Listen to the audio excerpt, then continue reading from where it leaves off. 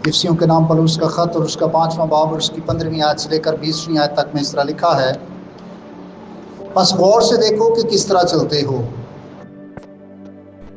नादानों की तरह नहीं बल्कि दानाओं की मानद चलो, और वक्त को गनीमत जानो क्योंकि दिन बुरे हैं। इस सबब से नादान ना बनो बल्कि खुदावंद की मर्जी को समझो कि क्या है, और शराब में मतवाले ना बनो क्योंकि इससे बदचलनी वाक़या होती है, बल्कि रूह से मामूर होते जाओ, और आपस में मज़ामीर और गीत और रूहानी गज़लें गाया करो, और दिल से खुदावंद के लिए गाते बचाते रहा करो, और सब बातों में हमारे खुदावंद यीशु मसीह के नाम से हमेशा खुदा बाप का शुक्र करते रहो। पाकलाम का पढ़ा और सुना जाना हम सब के लिए बायस बरकत हो। पिछले इतवार हमने इस बात को सीखा कि चूँकि हम बचाए गए हैं, छुड़ाए गए हैं, और अब हम तारीकी में नहीं हैं, गुनाह की ज़िंदगी नहीं है, बल्कि यीशु मसीह के वसीले से हम पर रोशनी ज़ाहिर हुई, कलाम की रोशनी, और जब कलाम की समझ आई और फिर हमने यीशु मसीह को कबूल किया तो गोया मसीह का नूर हमारे दिल में चमका और हम तारीकी से निकल कर रोशनी में आ गए। और अब जब हम रोशन हो चुके हैं, और जैसे हमने आखिरी जो 14वीं आयत थी पिछले इतवार इसको सीखा कि ऐ सोने वाले जाग और मुर्दों में से जी उठ तो मसीह का नूर तुझ पर चमकेगा। ये बयान करती है आयत कि जब कोई शख्स हकीकी तौबा करता है तो मसीह का नूर उसके दिल में, उसकी ज़िंदगी में आ जाता है।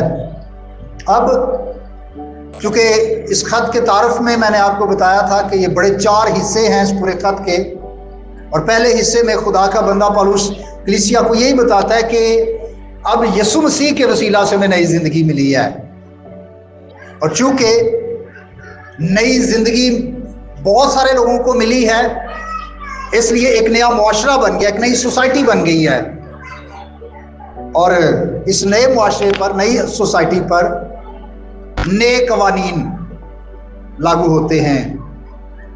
और ये नए कवानीन हमने चौथे बाब से, चौथे और 5वें बाब में सीखे हैं, और ये कवानीन का आखिरी पैगाम है। इसके बाद हम अगले एतवार से नए ताल्लुकात के बारे में सीखेंगे। तो जब खुदा का बंदा पौलुस उनको ये बता चुका है कि अब आप तारीकी में नहीं हैं, अब आप नूर के फर्जंद हैं, अब आप खुदा के बेटे और बेटियां हैं, इसलिए क्या करें कि आप देखें और गौर से देखें कि किस तरह चलते हैं।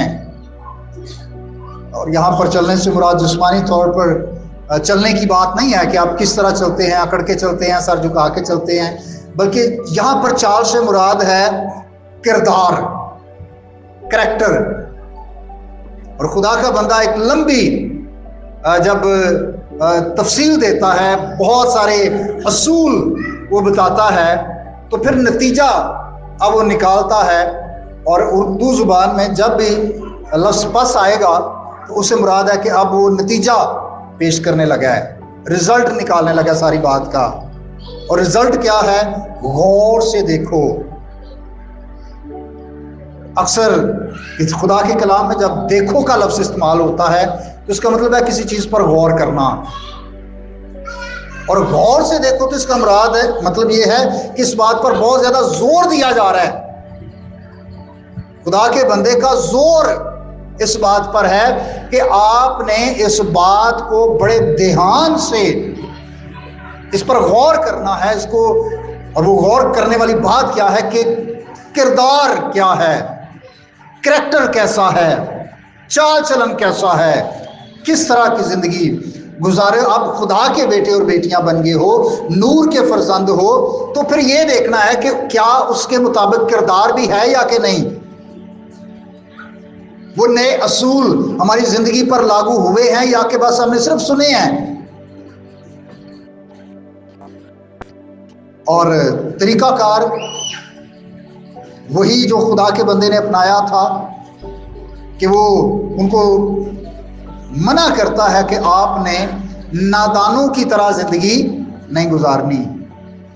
अब यहाँ पर नादान से मुराद हैं वो लोग जो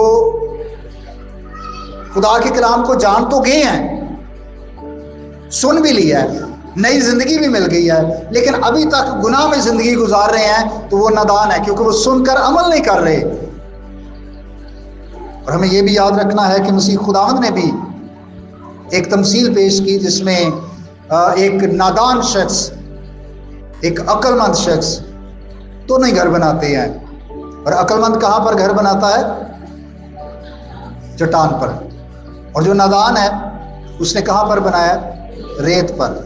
अब जो रेत पर बना हुआ घर है वो थोड़ी सी बारिश आई, थोड़ा सा तूफान आया, वो बहुत जल्द गिर गया। क्यों? बुनियाद पक्की नहीं थी।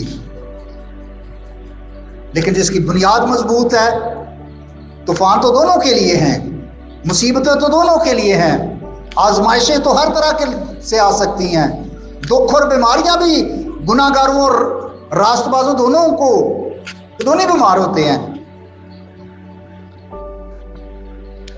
लेकिन जिसकी बुनियाद मजबूत है वो कभी बीमारी च तुहानू मशवरा नहीं देगा कि जो फलाने को चले जाओ। और अगर सारी जिंदगी भी असी हालेलुया दे नारे मारते रहिए तो बीमारी च असी कभी नहीं हम चलो ठीक होने वास्ते किसी और पासे चले जाए, उसका मतलब हमारी बुनियाद मजबूत नहीं है। हम तो रेत पर घर बनाया हुआ है कि थोड़ी सी मुसीबत आई, थोड़ी सी हवा आई जिंदगी के खिलाफ, किसी और ट्रैक पर चले गए। ईमान दी इमारत का और थले खड़म, सारा कुछ खत्म। वो नादान है। और मसीह खुदावंद ने इस आयत के बाद इसकी तशरीह भी की कि नादान कौन है? वो जो कलाम को सुनता है और उस पर अमल नहीं करता। अब सुनने और अमल करने के दरमियान में एक चीज आती है और वो है समझना। सुनने और उस पर अमल करने के दरमियान में क्या चीज है? समझना। अब फर्ज करें किसी का ज़हनी तवाज़ुन ठीक नहीं है, आप उसे कहें पानी का गिलास मुझे ला दो, सुन तो उसने लिया है लेकिन उन्हें समझ ही नहीं आई।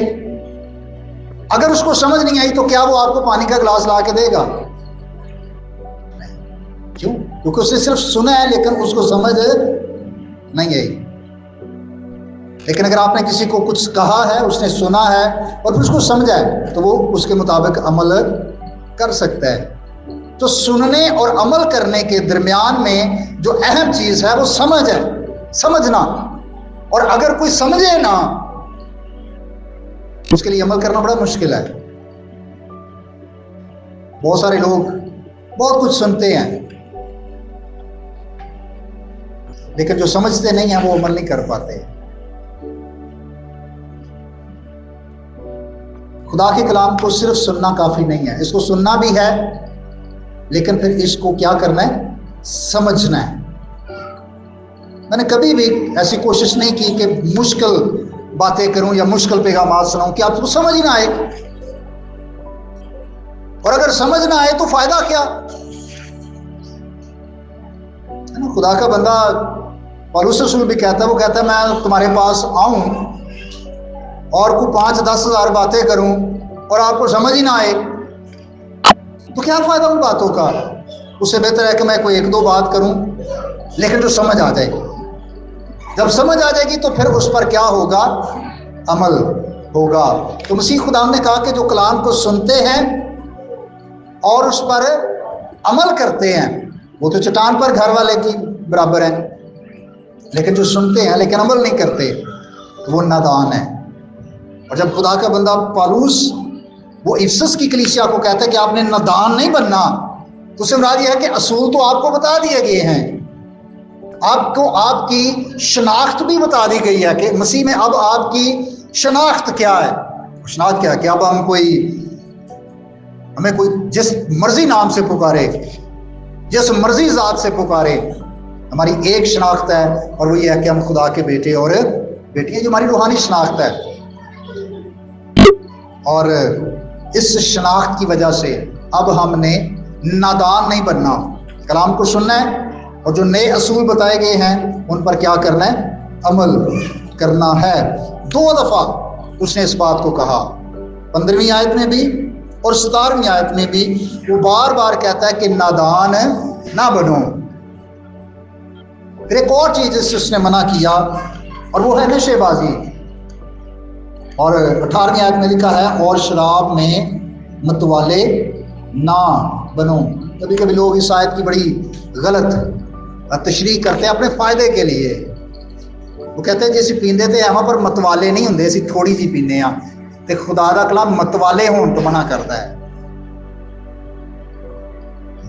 तो ये गलत तशरीह है। कभी कभी लोग कहते हैं जी यीशु मसीह ने भी तो मैं बनाई थी। फिर कहते हैं जी पौलुस भी तीमुथियुस को कहता है कि तीमुथियुस उसका शागिर्द था और इफिसस की कलीसिया में वो पास्टर भी था, उसको स्टमक का प्रॉब्लम था, बीमारी थी उसको, तो वो उसको कहता है कि अपने मैदे के लिए थोड़ी सी मैद इस्तेमाल किया कर, है ना। अब पौलुस ने उन्होंने ये तो नहीं किया कि तू मैदे वास्ते 24 दिन रात को पी लिया कर या शादी ब्याह पे पी लिया कर। और वो भी शराब की बात नहीं है, वो तो मैं अंगूरों के रस की बात है जो हम शायरबानी में भी इस्तेमाल करते हैं। तो हमें ये याद रखना है कि खुदा का कलाम नशेबाजी की इजाजत नहीं देता। अब इफिसस की कलीसिया में कुछ ऐसे लोग भी थे जो शराब पी लेते थे और फिर शोर शराबा करते थे, फिर हंगामा करते थे। तो खुदा का बंदा कहता है कि शराब में मतवाले ना बनो क्योंकि इससे बदचलनी वाक़या होती है। आज के दौर में हमें शायद को इस तरह से समझना है कि खुदा का कलाम हर तरह की नशेबाजी से मना करता है, चाहे वो स्मोकिंग है ना, नौजवानों के लिए बड़ी आजमाइश है ना, चुप चुप के सिगरेट पीते हैं, ये गुनाह है, ये नशा है ना। कई इस तो थोड़ा जा अच्छा काम कर देना, कहते नहीं सिगरेट नहीं पीते सिर्फ नस्वार खाने हैं, वो भी एक नशा है। उन्हें ये ना को मैंने कहे जी रोटी भी एक नशा है, ये बड़ी एक लंबी बात हो सकती है। रोटी रोटी है, नस्वार ते सिगरेट का मुकाबला रोटी नाल नहीं है ना। कई लोग ये खुदा के कलाम पर अमल ना करने के हीले बहाने होते हैं, जी रोटी भी तो एक नशा है ना। इसका मतलब यह है कि मैं खुदा के कलाम की बात को नहीं मानना चाहता, लेकिन खुदा का कलाम वाज़ेह तौर पर मना करता है कि कोई शख्स नशा ना करे क्योंकि नशाबाज खुदा की बादशाही में दाखिल नहीं हो सकता। हाँ, अगर वो तौबा करे, है ना, नाउमीदी नहीं है।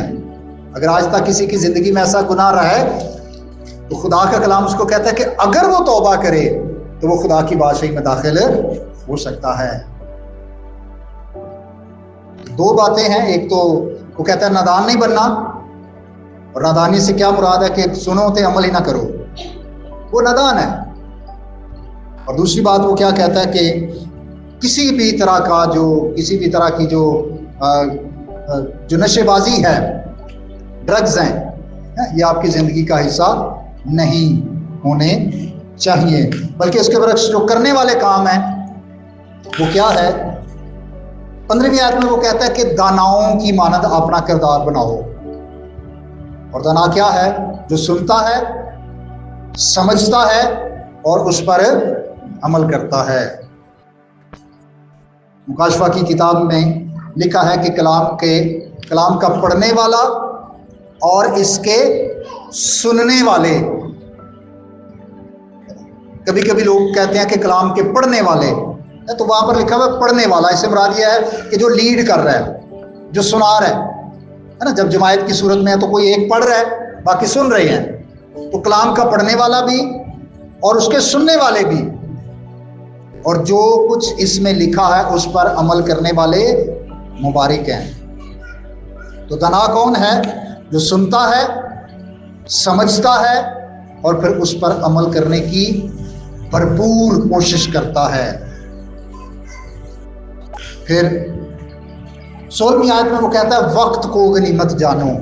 ये भी करने वाला काम है कि वक्त बहुत कीमती चीज है, इसको जाया ना करें, इब्लीस हमारे जहनों में ये बात डालता है कि मुझे बड़ा टाइम पे आया, तेरे को ढेर जिंदगी पई है, कर लांगे तोबा, कर लांगे बंदगी इबादत, हो जाए तो बड़ी जिंदगी पई है, बड़ा टाइम है अजय। लेकिन खुदा का कलाम हमें बताता है कि हमारे पास वक्त कम है, और ये वक्त बहुत कीमती है जो खुदा ने हमें दिया है।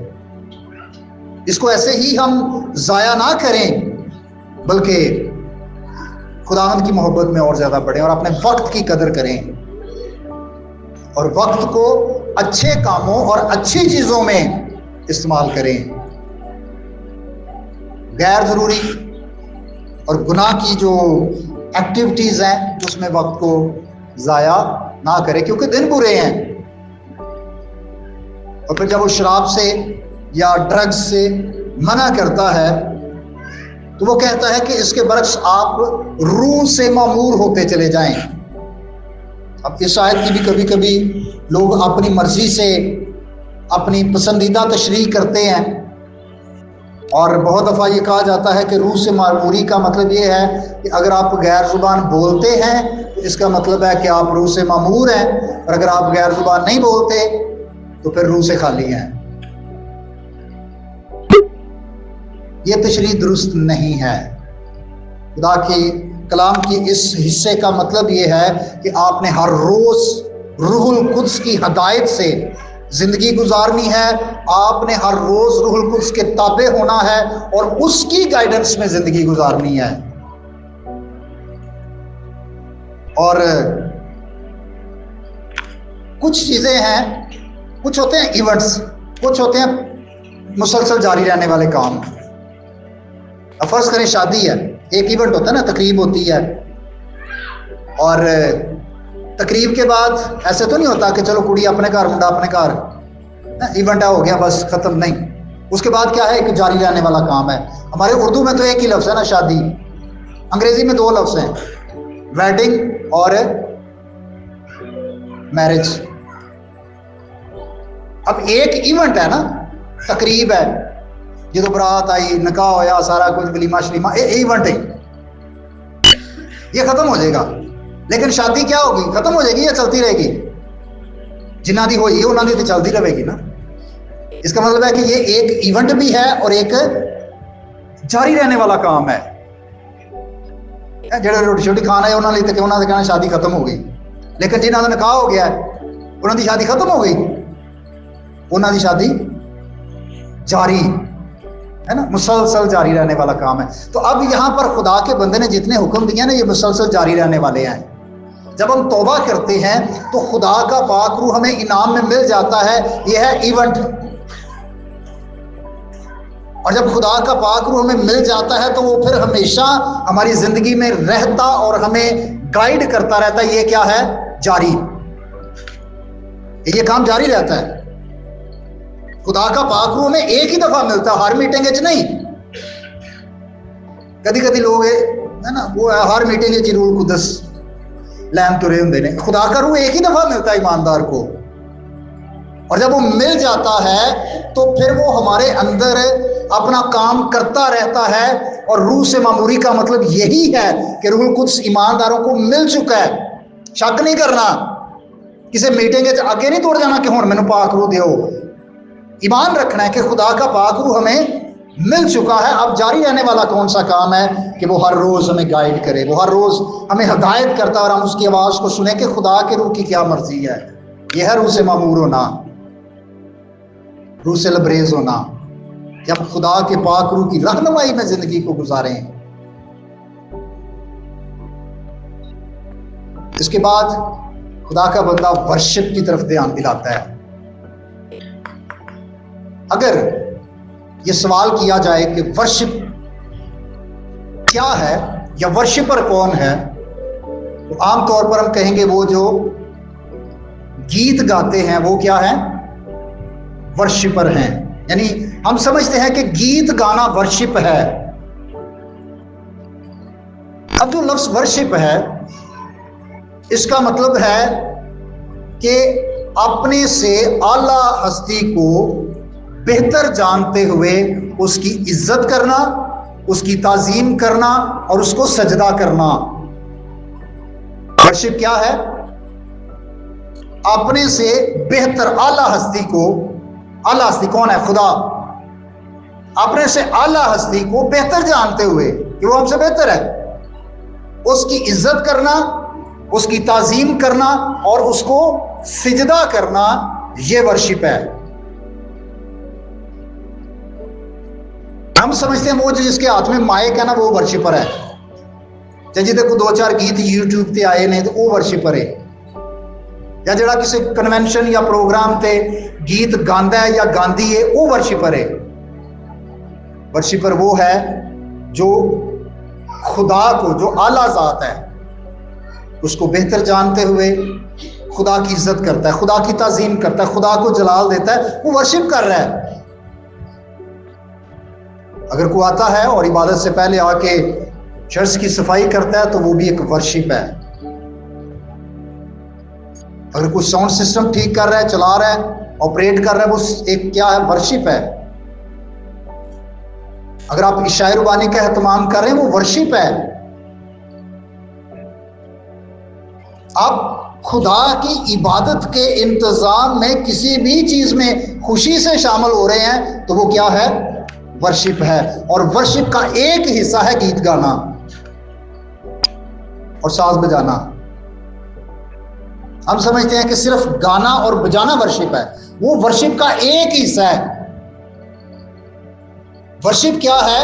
कि आप खुदा के हजूर आए और खुदा को सजदा करें, खुदा की ताजीम करें।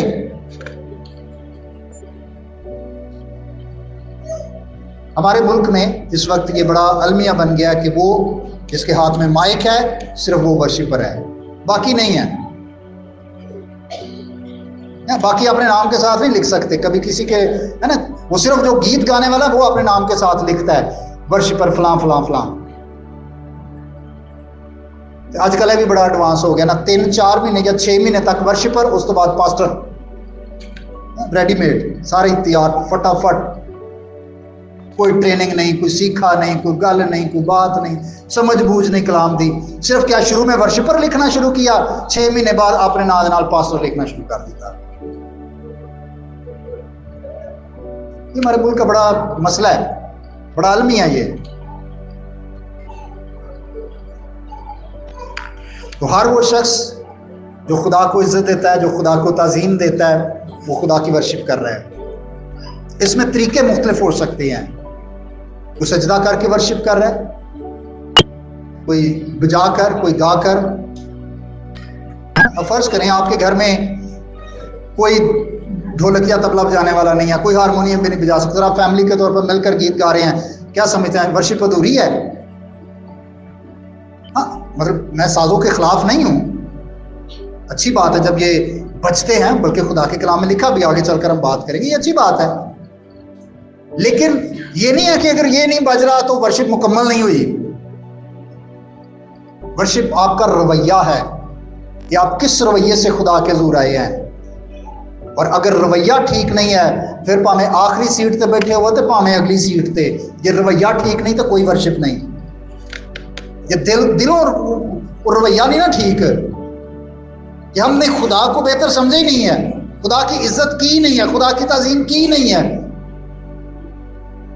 दिल यही समझा नहीं जो मैं माना मेरे वर्गा तो कोई है ही नहीं। तो ये नहीं, वर्शिप नहीं है, चाहे आप बजा लें चाहे आप गा लें। और ये बहुत बड़ी आजमाइश भी है उनके लिए जिनको खुदा ने ये खिदमत दी है। लिखा है कि जब आप आपस में जमा होते हैं तो क्या करें? मज़ामीर, गीत और रूहानी इकसाम है, ठीक है, और दिल से खुदावंद के लिए गाते बजाते रहा करें।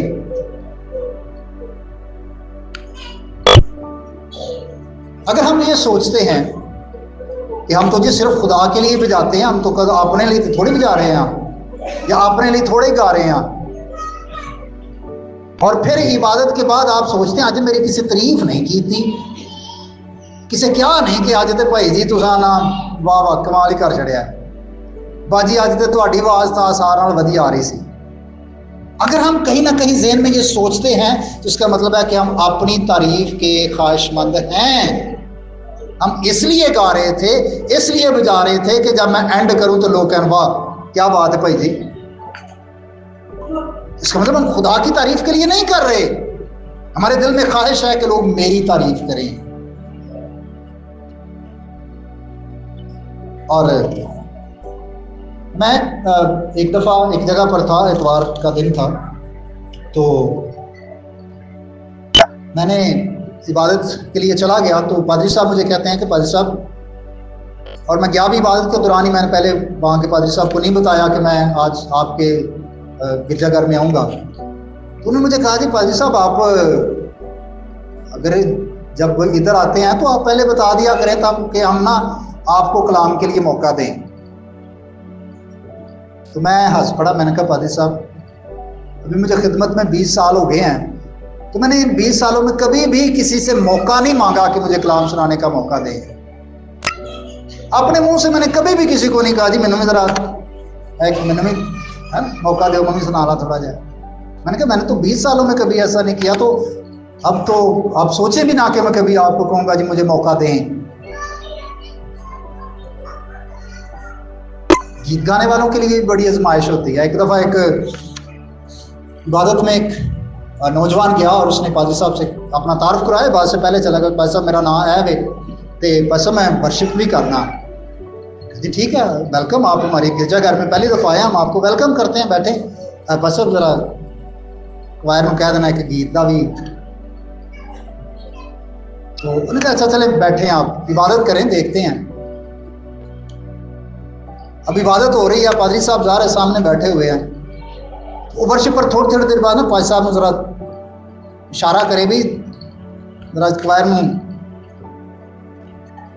याद कराए ना पादरी साहब ने मेरा भी मौका। तो वर्शिप भी हो गई, गीत गाए, कलाम भी सुनाया, दुआए रुबानी खाते कलमात भी हो गए। और वो बंदा बड़ा गुस्से से, पादरी साहब गए ज़ारा इबादत के बाद साहब को मिल रहे थे, उसको भी मिले, वो गुस्से नाल मिले ही ना पादरी साहब ने। गुस्सा किस गल है? पादरी साहब मैं तुहानू दस्सिया भी सी कि मैं वर्शिपर हाँ ते तुसां मैनू मौका ही नहीं दिता। उन्हें क्या तू मैनू मौके का क्या सी, क्या खुदा नू ही पूछा सी कि मौका है या नहीं मेरे लिए?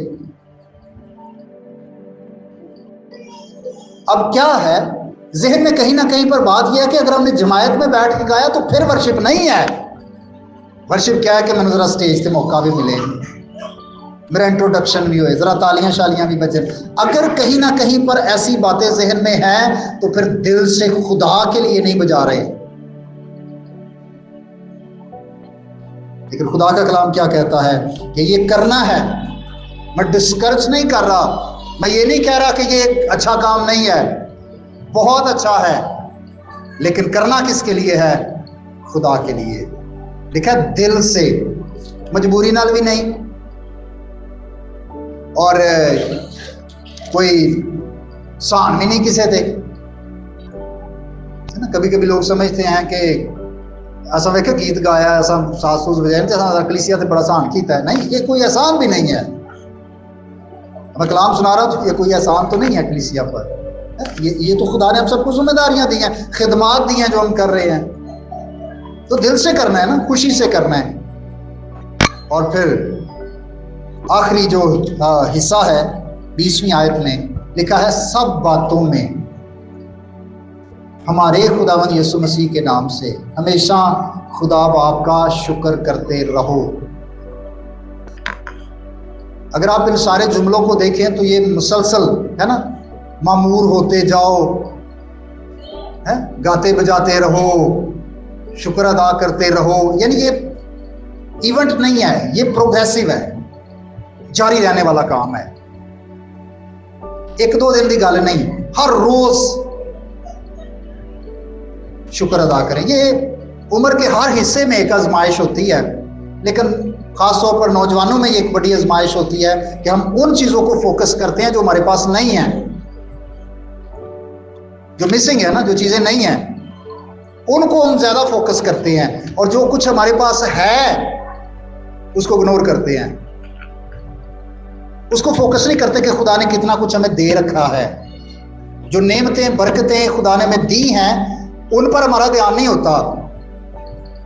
हम फोकस करते हैं किसको? जो नहीं है। और अगर हम सोचते हैं और ज्यादा हमारा ध्यान उस तरफ है जो नहीं है, तो फिर हम शुक्रगुजार नहीं हैं। ये तो शिकवा है, ये तो शिकायत है, ये तो बुड़बड़ाहट है। याद रखिए कि शिकवा शुक्रगुजारी की नफी करता है। अगर कोई शिकवा कर रहा है इसका मतलब वो शुक्रगुजार नहीं है। चाहे बंदा कहे जी मैं थोड़ा बहुत शुक्रगुजार हाँ पर ना देखे दा मतलब शिकवा, कोई ना कोई गिला काट ही लेना है। असि शुक्रगुजार हाँ तुम अपनी शादी ते सानू बुलाया पर ना सानू फ्रंट सीटां देंदे ते फिर क्या ही बात सी। इसका मतलब हम शुक्रगुजार नहीं है। सिर्फ रस्मी का है ना शुक्रिया। और अगर हम खुदा के सामने शिकवे शिकायतों का ढेर लगा देते हैं तो इसका मतलब है हम शुक्रगुजार नहीं है।